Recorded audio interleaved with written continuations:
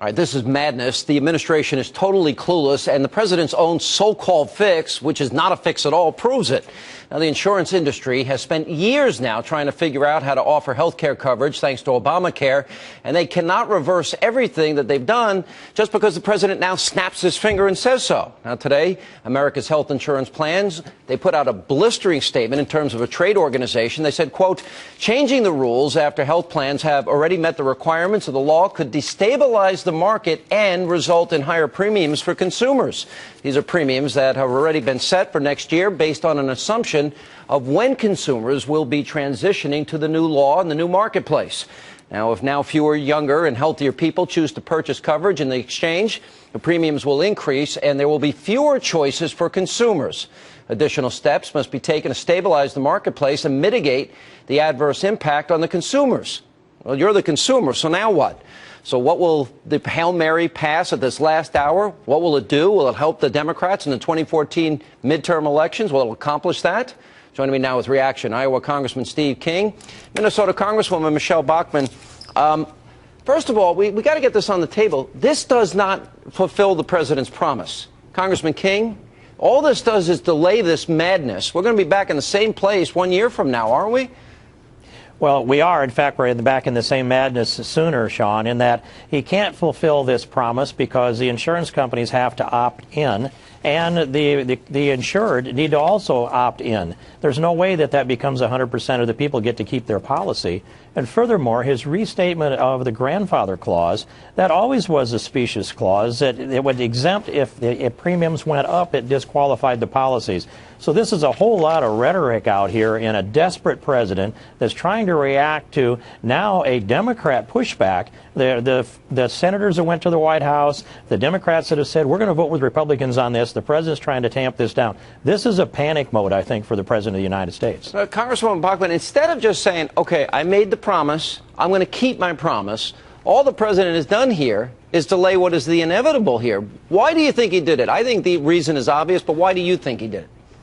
Well, this is a political problem that's mammoth for the president, and this is his political solution to his political problem. This isn't about the people, Sean. This is about the president, his political problem, and the political problems of the Democrat Party, because people across the United States don't trust one thing the president says now. He told them, if you like your health insurance plan, you can keep it.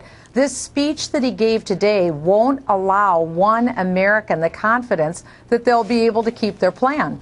All he did is tell insurance companies, you must send out another letter, and the letter must say, your health insurance policy isn't very good. The government has health insurance policies. Why don't you look at theirs? Yeah. That's all this is. So there aren't health insurance policies that people can look at. And again, if I'm an insurance company, just because the president does a press conference, I'm supposed to change what I do because of a press conference? Wait a minute. The president needs to understand that Congress has to pass laws. He can't just stand up and dictate to private businesses, you must do what I say because I'm legislating through a press conference. So, but they've been preparing for this for years. So what do we have, 6-7 weeks left in the year, and now these insurance companies have got to go back? You heard the comment from this trade organization, Congressman King. They couldn't be more clear in terms of what the impact is going to be. Does this last-minute political maneuver potentially result in even higher premiums for people? Well, Sean, it might be higher premiums for people, but the insurance companies they look, like you said, a long ways into the future, like they said, and they're going to dig in pretty strongly on this. I want to reinforce what Michelle has just said.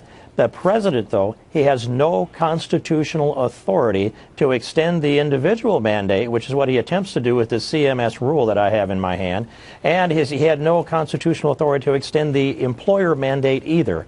The law says they shall take effect and be implemented in each month after December 31st of 2013. He has to come to Congress if he's going to extend this, and I think that he should come on bended knee and ask us, would we bail him out? Because part of what he's doing here is he's accepting an extension of the individual mandate, writing it in by rule, and that's what he said he would veto if it ever got to his desk. This is a high level of contradiction in the president's position. It's just chaotic. So still fundamentally, the overwhelming promise that he made the American people he's not going to fulfill. You're not going to be able to keep your plan.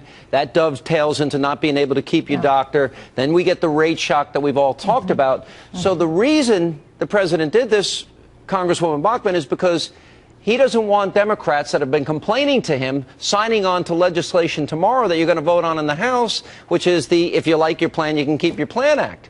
Because all these Democrats, didn't they all make the same promise? Well, and he wants to make sure that he gets the credit for keeping his promise. Because remember, this is really all about the president.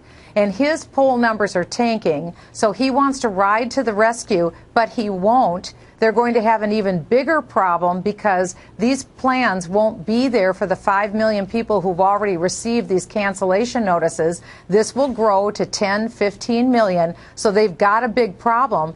The next problem that's about to hit is the other problem of the president when he gave a figure to the American people.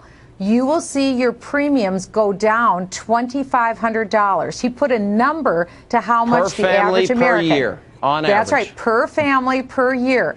We're going to hold him to that promise, too. And the sticker shock is going to be astounding. This is only the beginning. That's why I think your viewers really should have hope.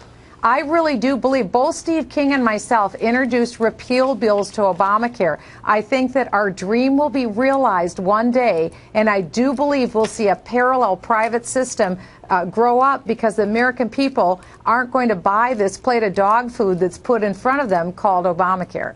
All right. Thank you both for being with us. We're going to watch very closely how many Democrats vote to fulfill the promise that most of them made themselves tomorrow. We'll be watching very closely. Thanks for being with us.